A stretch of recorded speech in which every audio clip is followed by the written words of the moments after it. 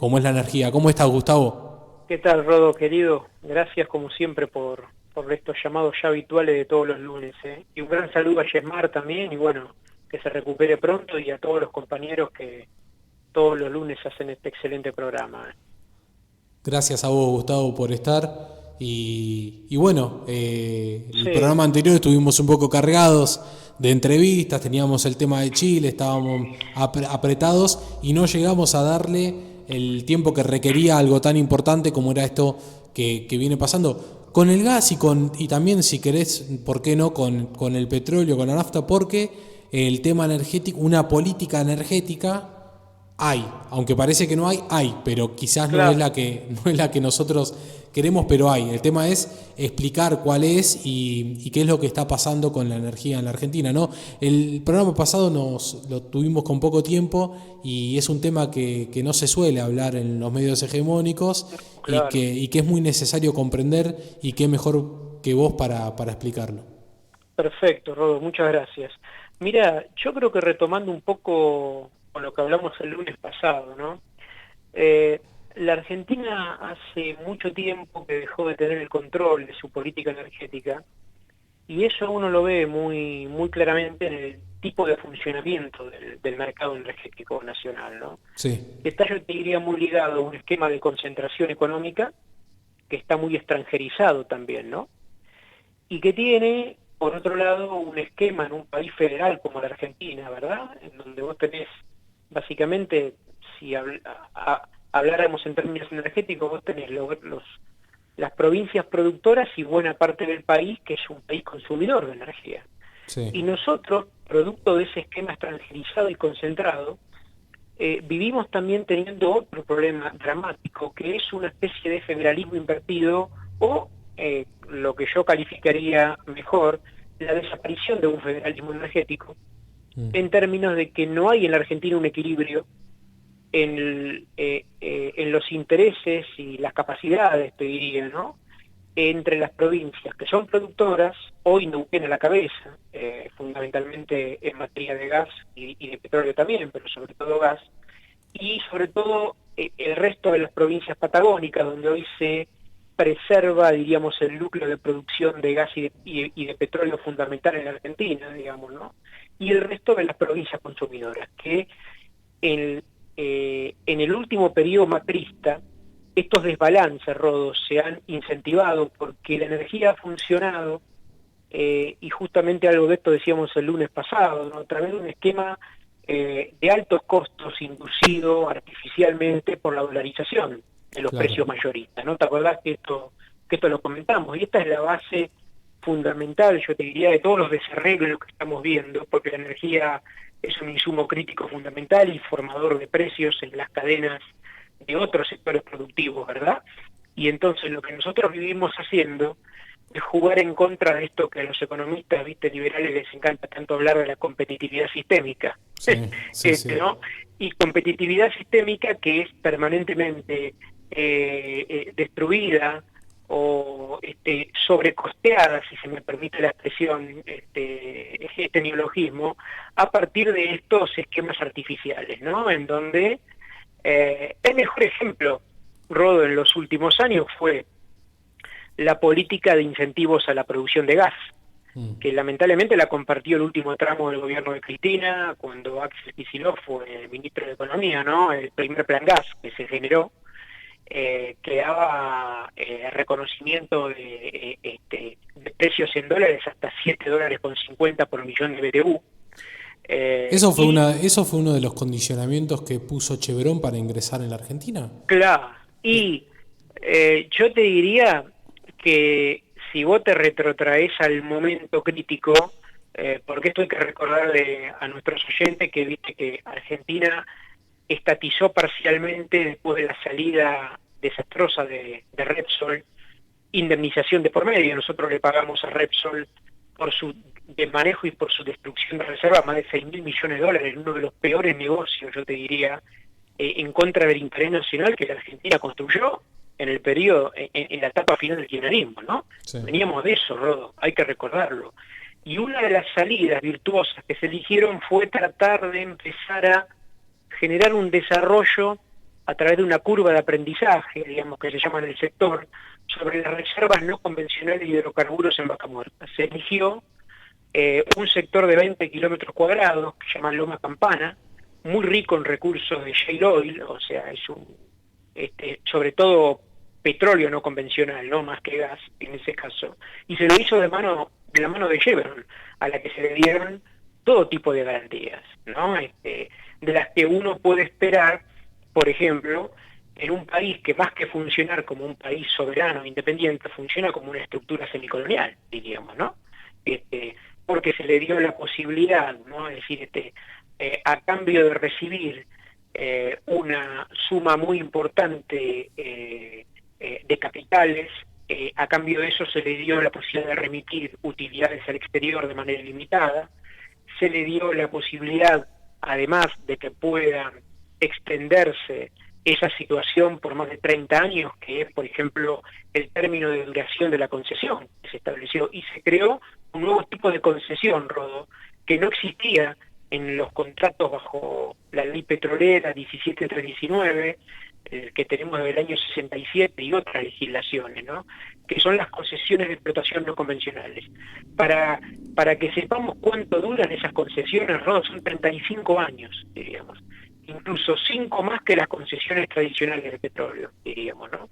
Es decir,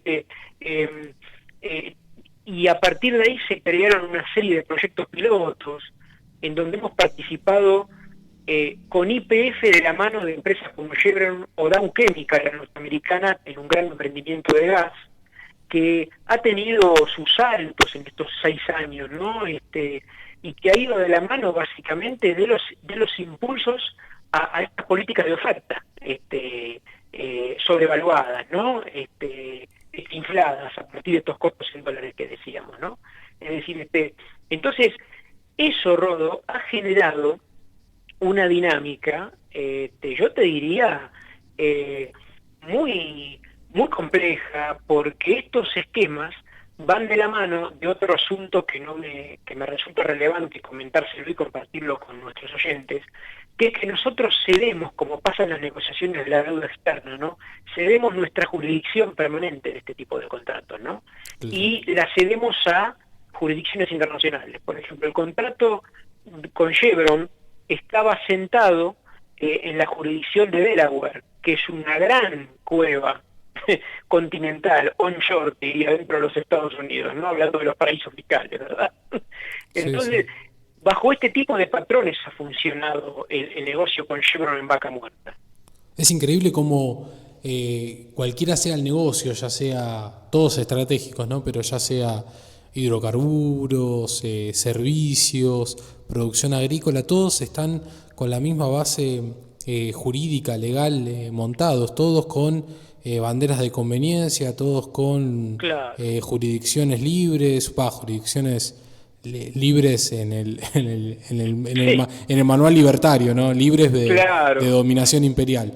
Y bueno, es increíble cómo se repite una cosa con la otra, y es increíble cómo, más allá de los gobiernos que tengamos, hay una política de subordinación en este sentido. No hay un plan energético nacional claro, ¿verdad?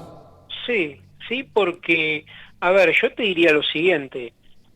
El complemento de todo esto que estamos expresando críticamente es que nosotros tenemos que poder recuperar un norte con un insumo que es estratégico para nuestro creciente desarrollo industrial a partir de YPF, ¿verdad? Y la verdad que encima venimos de un periodo, sobre todo, digo, porque lo he hecho en los últimos 4 años con el macrismo, indicó también que se iba hacia el camino de terminar de destruir a YPF como herramienta.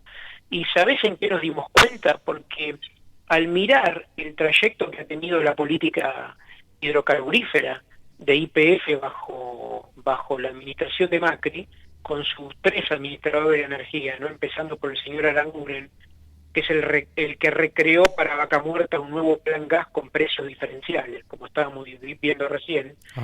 Hasta perdimos, Rodo, en los últimos 2 años de Macri, con YPF, hasta perdimos lo que más mal que mal YPF había recuperado en términos de producción de gas y de petróleo desde 2013, 2014 en adelante. Es decir, mirando el último periodo, digamos, si uno contrasta 2012 con 2015 y 2016, 2019, si miramos gas y petróleo, y tomando YPF solamente, que es la principal aún hoy empresa productora de gas y petróleo, perdió, contrastando esos dos rangos de años, ¿no? Perdió más del 10% de producción de petróleo y perdió más del 20% de producción de gas.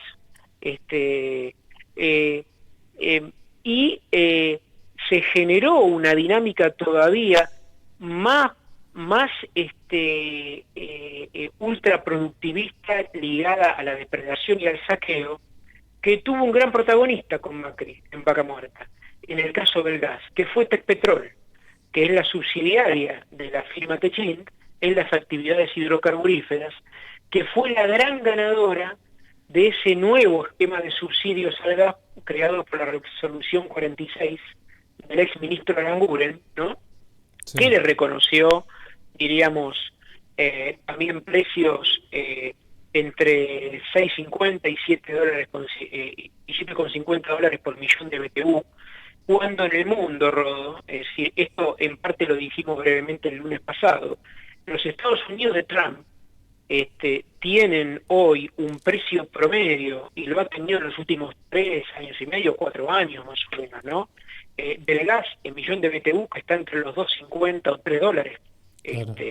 Es decir, la mitad o incluso menos que los precios artificialmente altos en dólares que hemos tenido en la Argentina y que han desincentivado la apuesta productiva. Claro, no se puede decir que Trump sea un partidario del socialismo. Justamente, eso, Rodo, por eso además lo estamos diciendo, ¿no? Claro. Además vos sabés que cuando vos lees, o sea, en la cuestión energética también hay otra dimensión importante que hay que poner sobre la mesa, ¿no? Que la dimensión energética se juega en términos de la seguridad geopolítica de un país, diríamos, ¿no? Y esto lo entienden los países grandes, medianos y pequeños. Claro. Y si la Argentina no recupera esa bandera, digamos, hay un tipo que yo a veces recomiendo mucho la lectura, lo que pasa es que es un poco estrambótico, ¿viste?, en su forma de presentar los temas, pero que escribe en La Jornada de México, que es Alfredo Jalí Ferrame, y que escribe los miércoles y los domingos, ¿no? Una columna, que es siempre bastante breve. Cada tanto vuelve sobre los temas energéticos porque él es un sector que siempre ha trabajado obsesivamente, ¿no? Y él generalmente habla de un componente que es lo que llamaríamos el precio geopolítico de los hidrocarburos. Digamos, ¿no? Claro. Que está cargado de las intenciones políticas de eso mismo, de aquellos que tienen fuerza para traccionar a su favor. Eso mismo. Y eso, en la administración Trump, que cuando llegó al poder, vos veías, diríamos, las líneas centrales de su política exterior, y una de las primeras cuestiones que aparecían en esta idea de America First, ¿no? Era la cuestión de la seguridad energética. Y ellos la visualizaban en alcanzar la mayor capacidad de desarrollo autónomo posible de las nuevas reservas hidrocarburíferas no convencionales, volcadas a un diseño que yo llamaría de seguridad geoestratégica norteamericana, que incluía a Canadá y a México. Vos fijate el planteo, ¿no? Claro. Hasta garantizar acceso y control, aunque sea indirecto, en áreas del mundo que son visualizadas como sensibles para los suministros norteamericanos. Claro, estamos hablando de la gran potencia mundial, pero yo le quiero recordar a nuestros oyentes que otra gran potencia como Rusia en materia energética se da este tipo de pensamiento geoestratégico, en donde asegura disponibilidad, acceso para su población y para sus sectores económicos, diríamos, ¿no?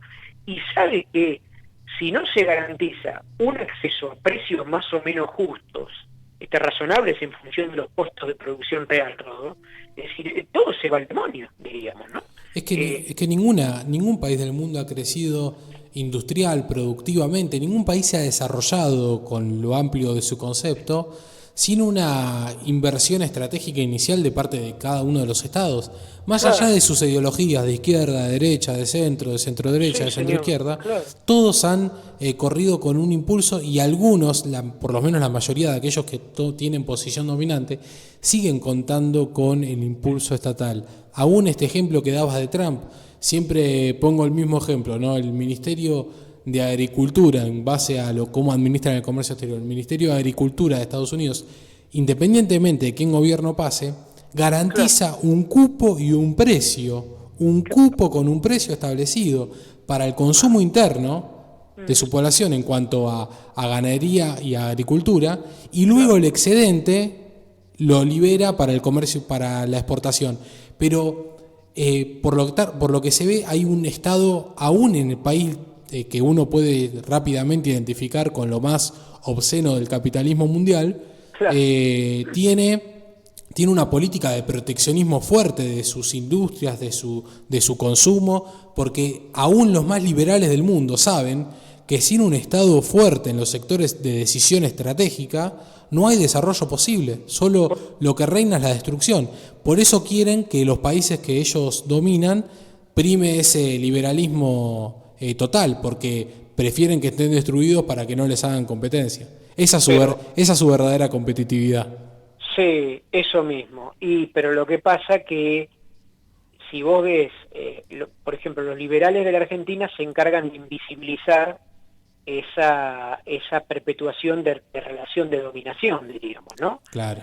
Porque viste que vos muy bien sabés como economista, Rodo, que la idea que acompaña a la economía política liberal, prácticamente sí, desde su fundación, Adam Smith en adelante, es que hay una tendencia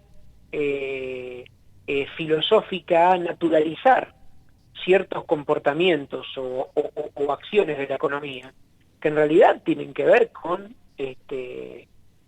situaciones que son inducidas a partir de un esquema abiertamente, yo te diría, constrictivo, digamos, ¿no? Que ha sido abiertamente violento, diríamos, ¿no? Incluso, es decir, los procesos de acumulación originaria que han tenido a nuestra América Latina, digamos, ¿no? Como agente propiciatorio de las primeras etapas de acumulación capitalista, han sido debidamente historizados, desde Marx, pasando por otros, hace ya más de 200 años, diríamos, ¿no? Entonces nosotros nos introducimos en esa estructura de funcionamiento de la economía capitalista. Y si uno ve esta etapa, esta deriva que hemos tenido con Macri, por ejemplo, ¿no? Para volver un poco al sector energético. Fíjate vos que la peor locura, Rodo, y no quería dejar pasar el programa de hoy para comentarlo esto. Sí. Nosotros la hemos vivido en otro subsector, digamos, ¿no? De la problemática energética en general y te entronca con la dinámica de cómo pensar a un servicio público en un país soberano, diríamos, ¿no? La hemos vivido en una cosa que es inédita en la historia argentina, que ha sido este ciclo brutal de tarifazos que hemos vivido en materia de tarifas de gas y de energía eléctrica, que es la consecuencia directa de esta desastrosa política de precios mayoristas en dólares que aplicó el macrismo, con el objetivo de propiciar aumentos importantes en la oferta energética, digamos, ¿no? Es decir, Sí. con el simple objetivo de propiciar grandes negocios exportadores, nuevamente, lo mismo en la historia argentina, porque como vos bien sabés, y lo hemos visto todos nosotros, el propio esquema que generó Aranguren, que le vendió a todo el mundo que iba a ser totalmente sostenible, fue petardeado por la propia derecha liberal. Nombraba el lunes pasado al economista Fernando Navajas de Fiel, que acusaba al mismo macrismo de no tener una lógica de costos sostenibles para el conjunto de la economía política energética. Si les pasó a ellos mismos que los propios sectores, si se quiere ponerle más racionales o que no comen tanto vidrio, digamos, ¿no? Del mundo liberal, o que, mejor dicho, se dan cuenta que no todo el mundo come vidrio, diríamos, ¿no? Claro.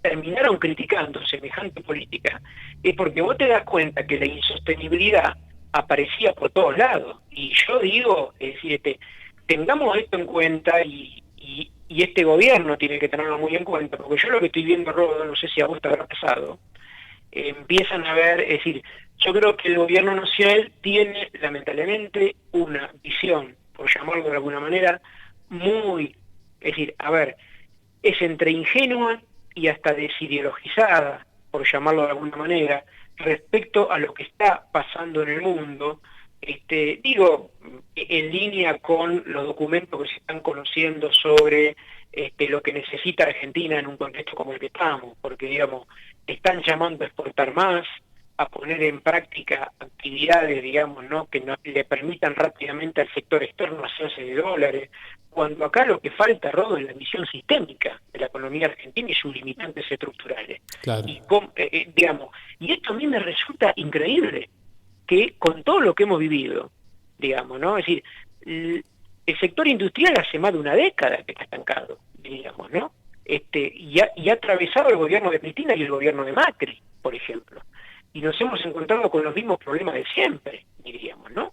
Es decir, y entonces hoy que vos tenés un fenomenal quilombo en el plano internacional, con una perspectiva de la demanda de energía, que vos no sabés bien para dónde va a rumbear en el mundo, porque la conflictividad es creciente y la volatilidad va en aumento, el enfrentamiento entre China y Estados Unidos, los mercados que no se terminan de recuperar porque no sabemos hasta dónde está llegando el fenómeno de la pandemia, y las cadenas, las famosas cadenas de valor global, ¿no?, que tanto nos vendieron desde los 90 en adelante, ¿no?, en las dos primeras décadas de la globalización triunfante, están retrocediendo en todo el mundo, ¿no? Entonces, en un contexto como este, vos te tenés que plantear la energía para darle dinámica a tu propio proyecto Pero productivo claro, industrial. pero claro, Gustavo, y mirá, y es una correlación, lo que te escucho hablar, y es una correlación directa de los objetivos con el cual nació la YPF 100% estatal de Mosconi y Irigoyen. Cuando la revolución industrial primaba en cada uno de los países del mundo, la Argentina no se proveía de combustible barato porque tanto las empresas inglesas como holandesas de punta en ese momento Claro. en el sector petrolero no querían que la Argentina se industrialice, entonces le vendían combustible caro. ¿Qué hizo Mosconi y PFI?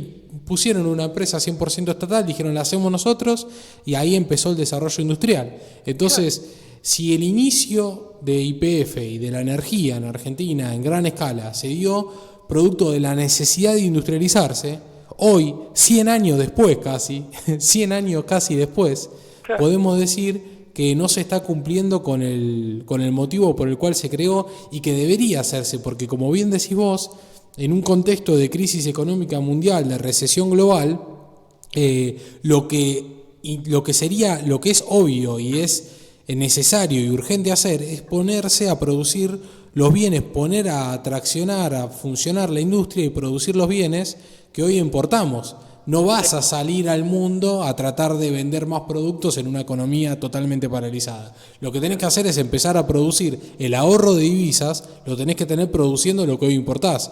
Y ese proceso de industrialización requiere inevitablemente de energía al costo, de energía barata. Y eso funciona así en todo el mundo.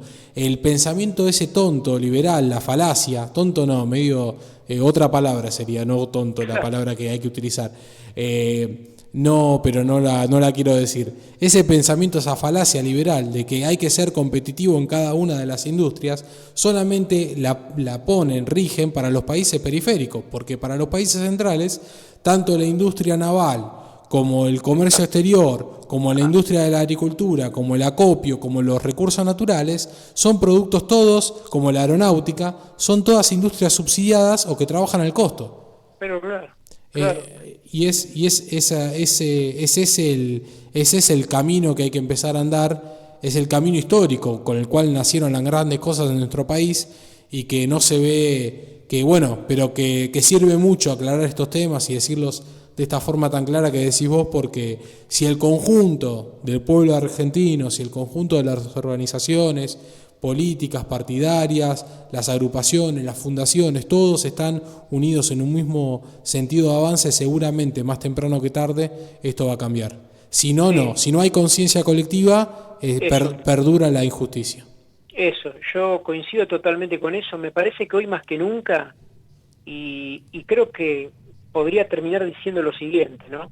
Que el mejor modo de ayudar a nuestro gobierno, del frente de todos, es tratar de abrir una discusión llana, leal, fraternal, digamos, ¿no? Sobre este hecho inédito que estamos viviendo en el mundo, en este contexto de esta crisis que no sabemos dónde pueda, hasta dónde puede llegar, diríamos, ¿no? Y acá tenemos que aprovechar este contexto para redefinir con criterios de mayor autonomía nuestro futuro, diríamos, ¿no? Entonces, bueno, y ni que hablar cómo hay que hacerlo en materia energética, porque si no tenemos energía a costo, nosotros vamos a ver imposibilitado permanentemente un camino de autonomía y de soberanía. Esto lo sabemos por toda la experiencia del mundo, diríamos. Sí, sin lugar a dudas, sin plan energético no hay desarrollo industrial posible, y sin desarrollo industrial posible no hay desarrollo de la comunidad, no hay trabajo, por lo tanto no hay nada. Así que todo va de la mano. Gustavo, quedó clarísimo, te agradecemos muchísimo y seguramente nos estamos encontrando el lunes próximo o el otro para seguir hablando de estas cosas y de cualquiera que sea tan importante que querramos hablar. ¿Cómo no? Te agradezco muchísimo, Gustavo. ¿Cómo no, Rodo? Un gran abrazo a todos, como siempre, ¿eh? Un abrazo.